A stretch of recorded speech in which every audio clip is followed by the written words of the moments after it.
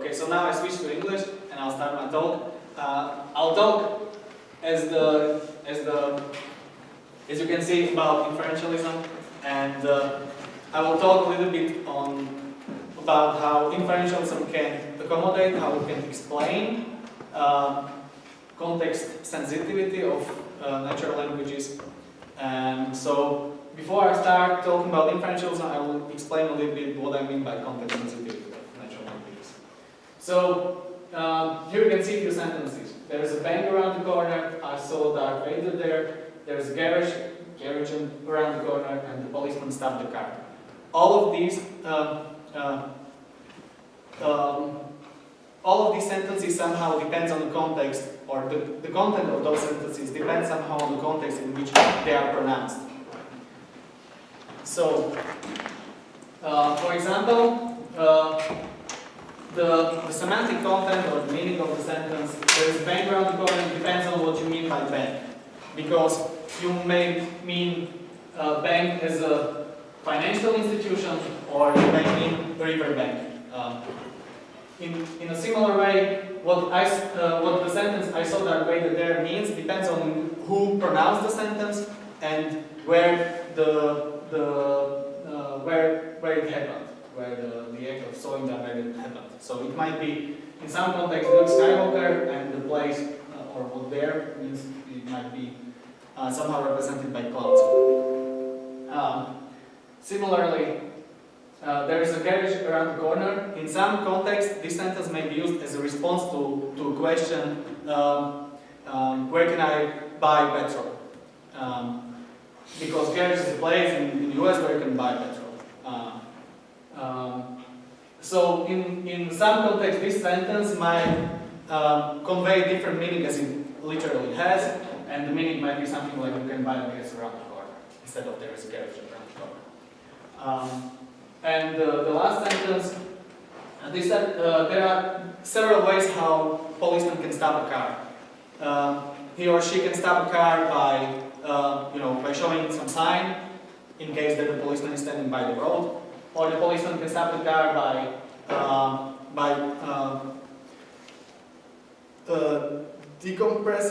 depressing the lever, the brake. So in case that he or she is driving the car, or he or she can stop the car by shooting a fire, by a warning fire or something, in case that the policeman is chasing the car. So the content depends on what kind of stopping is at place. So the first sentence is example of ambiguity, that one word or one sentence has more meanings. The second case is case of indexicals. Those are expressions like I or there, which doesn't have a fixed reference, but the reference changes depending on conditions.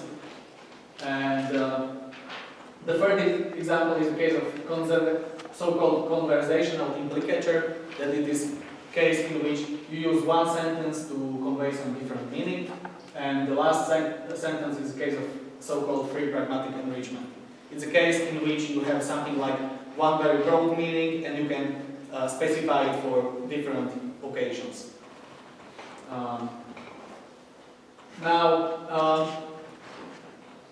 In general, the question of context sensitivity in natural languages is highly debated, and there are two big frameworks or two big theories of how to incorporate this into some semantic theory, let's say, or some broader framework of natural languages. One quite influential, maybe the most influential way how to explain what context sensitivity is about is literalism. The second one is contextualism.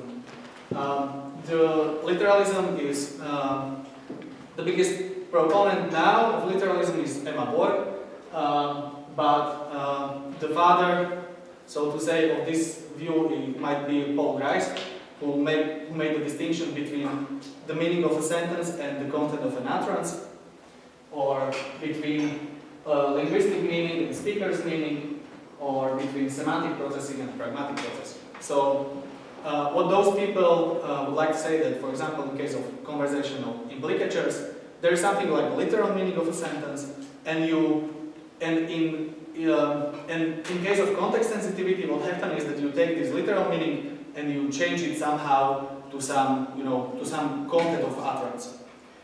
There is some kind of shift or deviation from the literal meaning of the sentence. Semantic processing or understanding of a sentence depends on this literal meaning, because we first identify literal meaning of a sentence and then we somehow change it to the content of an utterance. Contextualism, on the other hand, takes the content of an utterance as primary over the stable literal meaning of a sentence. Those are people like François Recanati or Charles Travis, who say that, well, content of an utterance is primary, and pragmatic influence is not secondary. It's something that happens all the time in any stage of the process of understanding, let's say. So it is not true that we first semantically process the sentence, that we first identify the literal meaning of a sentence and then we change it. Pragmatic influence is everywhere, and we use it even at the beginning of the semantic processing or whatever. It's kind of a mess. What is important is that contextualism is quite wide. It's not one framework or one theory. There are different varieties of this approach. And some people say that we actually don't need the meaning of a sentence. We don't need literal meaning. There is no explanatory role for this term. Some even doubt that there is something like a literal meaning. There are only pragmatic modulations. So it varies, but this is for now not important for us. I finally go to the topic of my talk, and the aim of my talk is to show how can inferentialism explain the influence of context on content, how inferentialism can enter the discussion between literalism and contextualism, how inferentialism can explain several examples of context sensitivity. So this is the outline of my talk. I will first explain how inferentialism understands meaning, what inferentialists take to be a meaning of a sentence, and especially with regards to the distinction between meaning of a sentence and content of an utterance. The second part of the talk will be my presentation of what I see could be inferential view on understanding, how inferentialists would explain what happens when we understand a sentence. And I will argue that especially partial understanding is a big advantage of inferentialism. In other words, that the fact that inferentialism allows partial understanding is a big advantage of this approach, contra literalism and contextualism. And in the third part of the talk, I will try to show on some examples how inferentialism can explain cases of ambiguity, cases of free pragmatic enrichment, and cases of conversational implicatures. So, according to inferentialism, meaning of a sentence can be somehow represented by its position within a net of sentences. Let's say that the language is a huge net of interconnected sentences, and by finding, if you take one sentence and you find all the connections to other sentences in the language, then you can somehow represent the meaning of a sentence by its position within the net of the whole language. That's the most general idea behind inferentialism.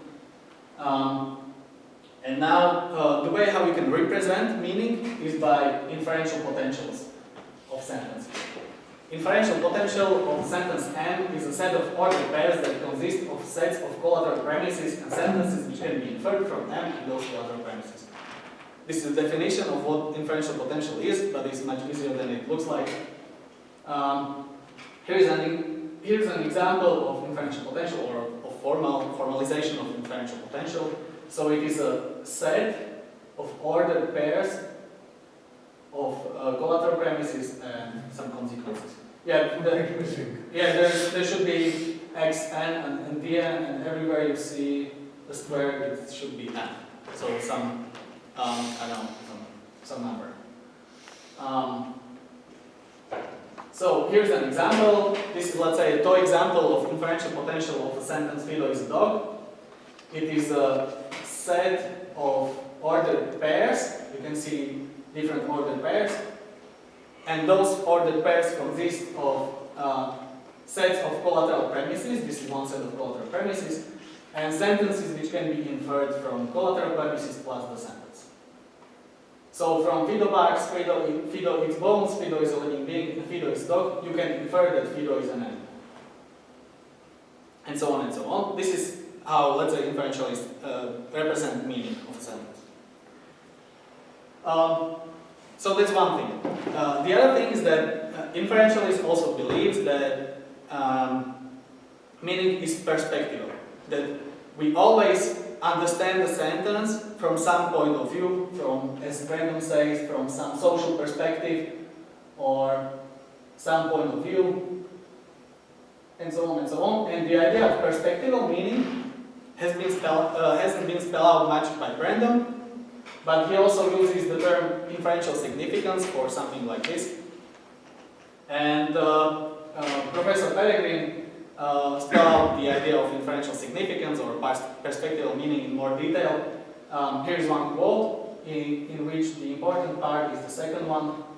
And the inferential significance of sentence A within the context T is the value of the inferential potential A for C. So this is how Peregrine explains the idea of perspectival meaning, or how he explains the idea of inferential significance, at least.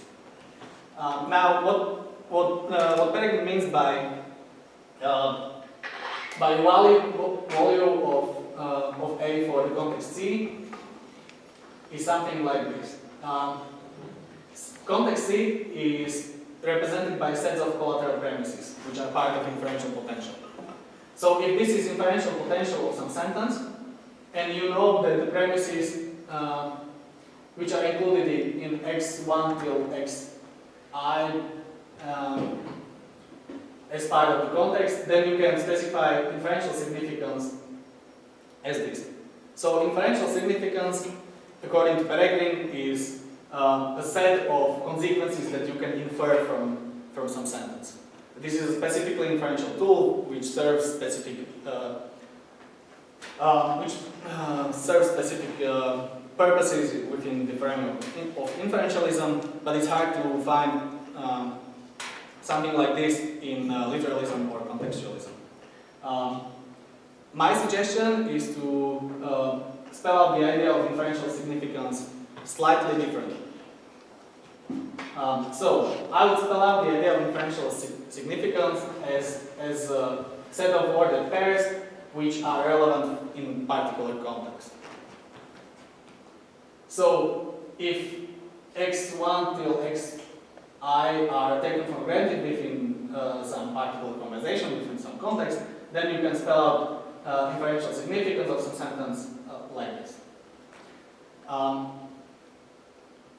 So, for example, if this is inferential potential of Fido is a dog, and you know, or it is taken for granted that Fido is a living being, is taken for granted within the conversation, then you can specify inferential significance of the sentence Fido is a dog like this, as a part of the inferential potential, as a particular subset of the inferential potential.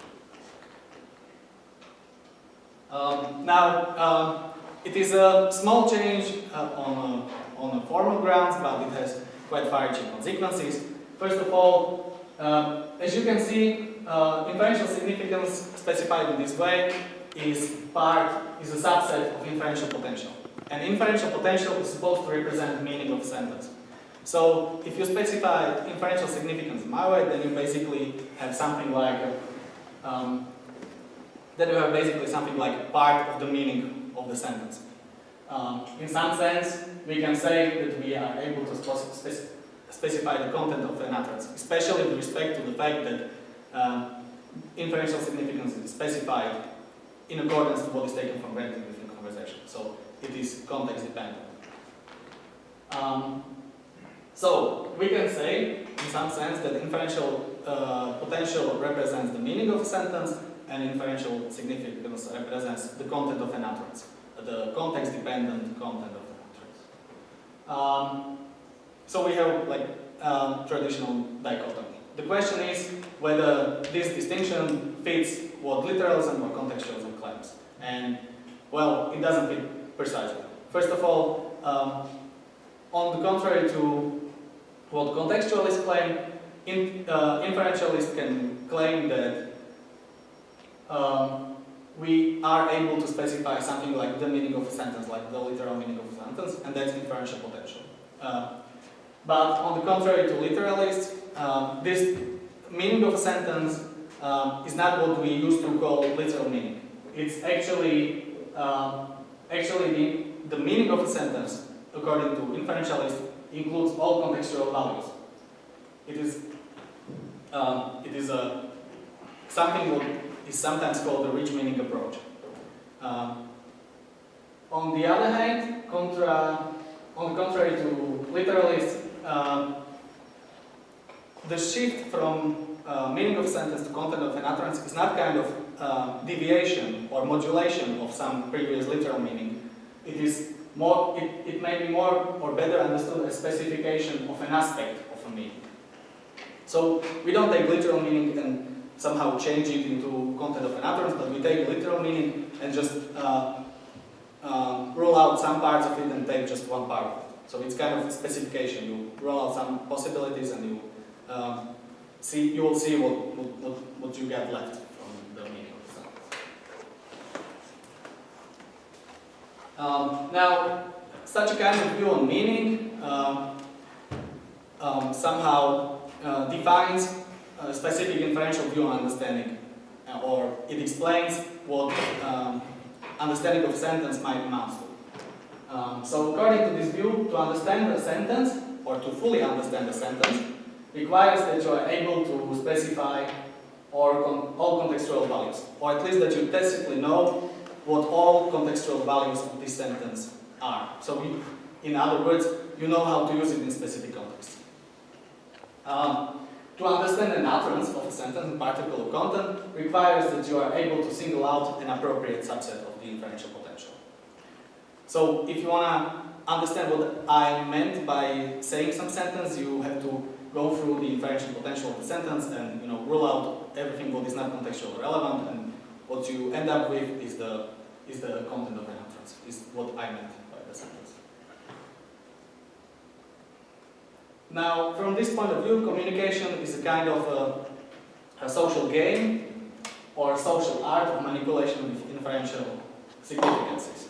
It is a manipulation with inferential significances on the side of the speaker, because I, as a speaker, can, I can change the meaning of my future words or I can influence what my words in the future will mean by what is part of the context, and what is part of the context it partially depends on me.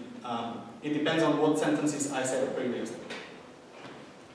So I can somehow manipulate what my future sentences will mean by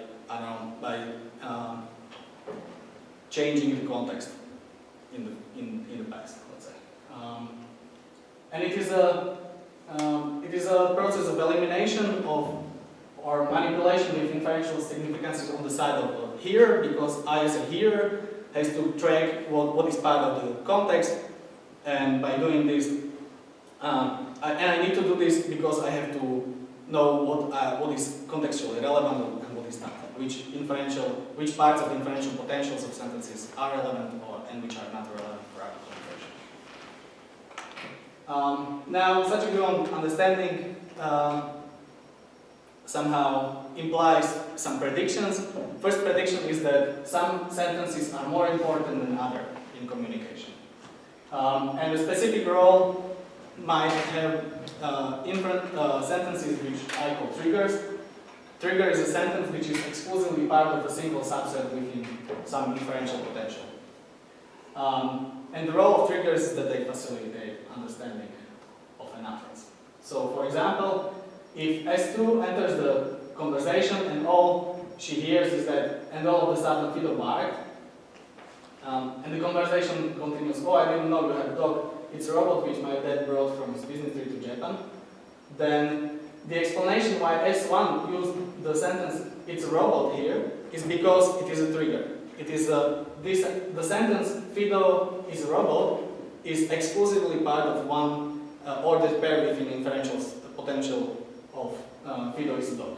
So by stating this sentence, S1 lets know to S2 that she's not talking about a real dog, but she's talking about some robot. Let's say. A robot. Doesn't matter. So this is how triggers work, and I believe that we use such a sentences quite regularly because they facilitate understanding. So after this sentence, S2 knows what Fido is a dog means within this conversation. The second prediction is that such a view on understanding allows something what I call partial understanding. It is a specific feature of natural languages that we somehow can understand an utterance of a sentence better or worse. I can fully understand it, or I can just partially understand a sentence. And we use phrases like, what exactly did you mean by that? Because I sort of understand what you meant, but I do not fully understand it, and so on. So I believe that this is a regular part of conversations, and I believe that inferentialism can explain such cases. So the part of this prediction is that understanding is not understood as an act, but as a process. It takes a longer time. It's not the fact that you understand an utterance is not like this, that you hear the sentence and you process it somehow, but it may take a longer time. It may take a longer time to fully understand what is meant by an utterance. So let's say that we take the sentence, the policeman stopped the car, and here is the inferential potential of the sentence. Let's say that for our purpose it includes only 3 ordered pairs, and here they are. So if you know that the sentence, the policeman was driving a car, some car, is part of the context, then you can rule out, eliminate x1, d1, as this ordered pair doesn't include such a sentence. But you are left with x2, d2 and x3, d3 as two mutually incoherent subsets of inferential potential. And if you know only this and this, then you basically partially understand an utterance of this sentence. So when someone tells you the policeman stopped the car, and you know only that the policeman was driving some car, but you don't know what car, then you basically understand the sentence as consisting of these two inferential ordered pairs as part of inferential significance of the sentence. Now, when the conversation goes on, and you know all of the time someone said it or something, that the policeman was chasing the car, which was stopped. So you add it to the context of the conversation. Then you can rule out another option, and you will end up with only one ordered pair as the final inferential significance of the sentence, or of the utterance of the sentence, and you fully understand the utterance in this particular context.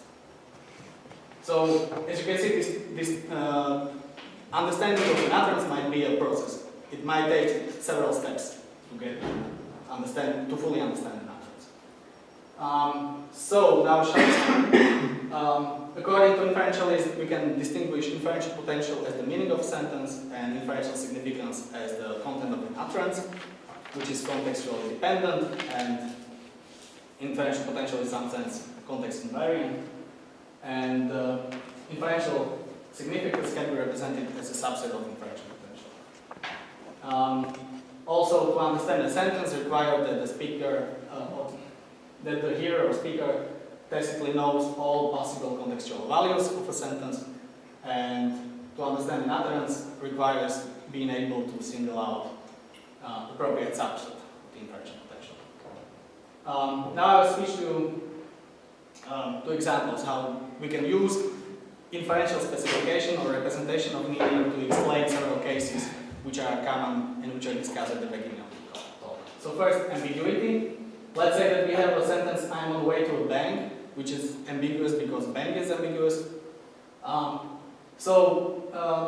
This sentence might consist of several ordered pairs. This is only two examples, so I used only two ordered pairs. One ordered pair might include I need money, I can get money by asking for a loan in a bank, and consequence might be I plan to ask for a loan. And the second one might be it's so hot today, the riverbank is a place where I can cool down, I want to cool down. So on the basis of what you know about the context, you can specify whether you talk about a bank as a riverbank or a bank as a financial institution. Now, what's important for me is that specification or representation of meaning of such a sentence, I'm on the way to a bank, is from the inferential perspective standard. There's nothing special about ambiguous sentences or ambiguous words. You specify inferential potential as different ordered pairs of collateral premises and consequences, and that's all. That's how we specify the standard sentences. What is special about this kind of representation of ambiguous sentences is that at the end you will say that such a sentence has only one meaning, though it is very rich. It includes very different ordered pairs. But in fact there's nothing special about it. Also, understanding of such sentences proceeds standardly as well. When I want to understand the utterance of this sentence, then I need to rule out one of the options, and I can rule out one of the options on the basis of what I know about the context of an utterance. So if I know that the person which is talking needs money, then I can rule out the possibility that she or he wants to cool down in the river, and I understand bank as a financial institution. And I single out some final inferential significance. In the same way, in case of free pragmatic enrichment, the representation of the meaning of such sentence can be standard. Even though stabbed may mean different things in different contexts, the way how we represent meaning is standard. We represent it as different ordered pairs. What is specific about it is that in case of stab, some sentences might appear in all of the ordered pairs, in all of the sets of collateral premises. But that's not important. Important is that the thing is basically standard. And the understanding of such sentences proceeds standardly as well. You need to know something about the context to be able to roll out some possibilities and to end up with final inferential significance of the sentence. The first case I want to talk about are conversational implicatures, and this is a tricky thing. Standardly, when you got a conversation like this, I need to get the petrol, and there's a garage just around the corner. Standard explanation of conversational implicatures is that there's a garage just around the corner means something like you can buy petrol just around the corner. By saying some sentence, I want to convey the meaning of some other sentence. And there are some rules how it works in communication according to Polgras. I believe that the representation of meaning of such sentences can proceed standardly as well, can go standardly as well. So you take the sentence, you can buy petrol just around the corner, and you specify its inferential potential. For this purpose, I specify just one ordered pair, but there are probably some different ordered pairs as well. So, in some sense, we can say that the representation of meaning for conversational implicatures is standard. The problem is that in normal cases, you hear a sentence and you understand the sentence. In the case of conversational implicatures, the sentence "you can buy petrol just around the corner" has actually not been pronounced. No one uttered the sentence. The question is, what actually happens in our head? What happens in understanding of conversational implicatures? My suggestion is that we have to switch the order of explanation. In standard cases, we hear a sentence and then we try to assign some inferential significance to the sentence to be able to understand it. In case of conversational implicatures, what you have is actually the inferential significance, and what you have to find is the sentence to which this inferential significance should be assigned. The reason why the S2 uttered "there's a garage just around the corner" is that this sentence should help S1 to find out that, to put together some inferential significance and to find out to which sentence this significance belongs. The sentence "there's a garage just around the corner" may be part of several inferential potentials, or may be part of inferential potentials of several sentences. And what the S1 does is that she already rules out several options and end up with one sentence. So at the end, you specify that M is you can buy petrol just around the corner. Conversational implicatures are a bit tricky because there's a, the way of explanation is turned around, but still inferential framework can help us to explain what understanding such cases consists of. Now, that's basically the end of my talk. There's just some references for the literature, and any questions are welcome.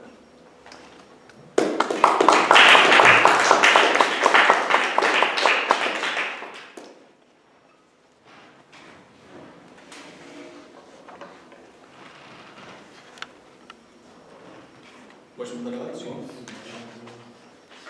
Так.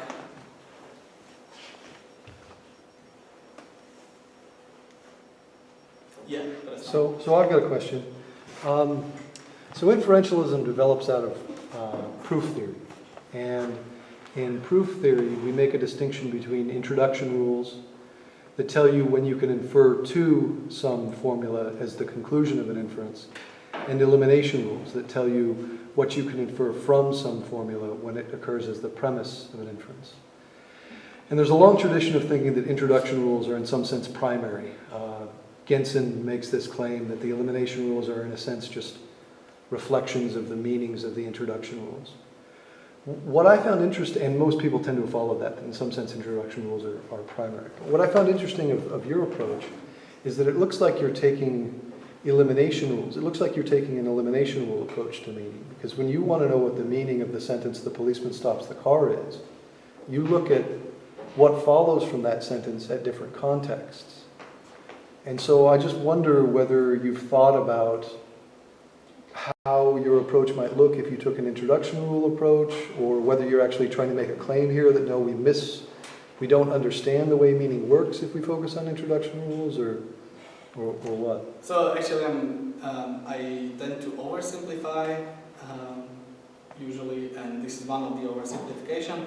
I take Yarda's approach as the background for my view, and the view is that inferential potential actually should be represented as a set which consists of set of sentences from which you can infer the sentence, and set of ordered pairs, and so on and so on and so on. Okay. So, and Yarda at some point says that those two are interdefinable. Yes. So that's. So this is we can discuss whether this is the case or not, but I use this just as a shortcut. In fact, in some situations, I would rather use the first way. I would rather use introductory rules. In fact, it looked like the way you were giving your account of the conversational implicatures, you talked about inverting the order of explanation, but actually it kind of looks like what you're doing is there you're looking for introduction rules.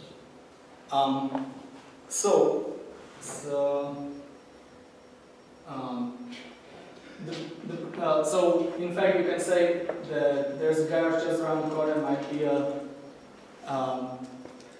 a consequence. Well, see what you're. Sorry, go ahead. Yeah. So yeah, I understand that you can see the situation in such a way that you say that you specify the inferential significance for there's a garage just around the corner as a set of sentences from which this sentence can be inferred. The problem is that you want that the meaning of this sentence is one particular sentence. So you can buy petrol just around the corner, maybe in collateral premises from which you can infer this. But this is a syntactical account. If you specify a set of sentences, you don't understand them in some way. So you cannot just, cherry pick what you want from the inferential potential. But what we want is the meaning of this sentence at the end. That's the meaning of this sentence is what should be specified. I see. Okay. When what S1 understands is the meaning of this sentence, not of this sentence. Yeah. Okay. That's why I use this inverted account. Gotcha. So, if I were asked what is understanding from the viewpoint of inferentialism, I would tend to give some very general kinds of answers, like a kind of a practical mastery over the usage of an expression within our language games governed by our inferentialism. You are much more specific in this. We are also talking about understanding of an utterance in some sentence. So I have two questions. One question is your theory supposed to be, in some sense, realistic? I mean that, do you think that it tells us something about what's really happening somewhere, or in the minds of the speakers, or somewhere?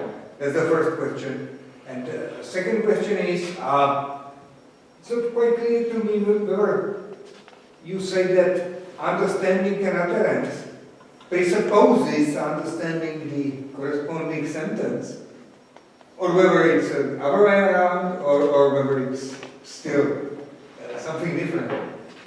So I would say that understanding an utterance presupposes understanding a sentence.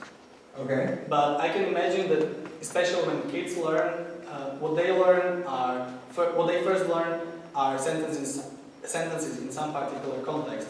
Because of that, mother or mama might mean for some kid just one person, and then the kids widen the meaning of the word mama to mean something different. So what kids learn are sentences in particular context, and what they learn are inferential significances, and then they broaden inferential significances through inferential potential. There might be even a case that that we usually, well, it is the case that we usually don't fully understand sentences. We don't know the whole inferential potentials. What we know are only some parts of it. For example, I know basically nothing about chemistry, so my understanding of sentences that includes words like atom might be like really narrow. Inferential potential or inferential significances of my understanding of this sentence for me is really narrow compared to how chemists understand sentences. So I would say that yes, in some sense, inferential potential is presupposed for inferential significances. So you have to understand the sentence to be able to understand an utterance. But in some cases, the inferential, what I can put together as an inferential potential of a sentence might be quite narrow. And the second? The first question was about the head. Realism. So I would. So this is a project for me to work on. There are many details which I have to work out ahead. One of these is this issue about the semantic processing and understanding. There are some researches on how we understand sentences. People are quite able to find out, some neural activity which is related to semantic processing, and it might be interesting to try to interpret this research in light of inferentialism. I would very much looking forward to it. I would like to see someone who would do that. I'm not sure whether I'm the person to do that. But the final answer is that yes, I believe that you can somehow put the meanings into that.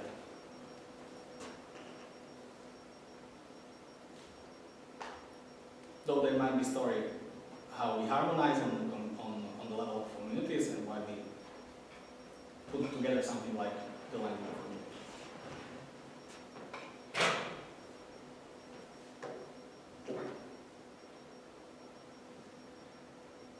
Any other questions?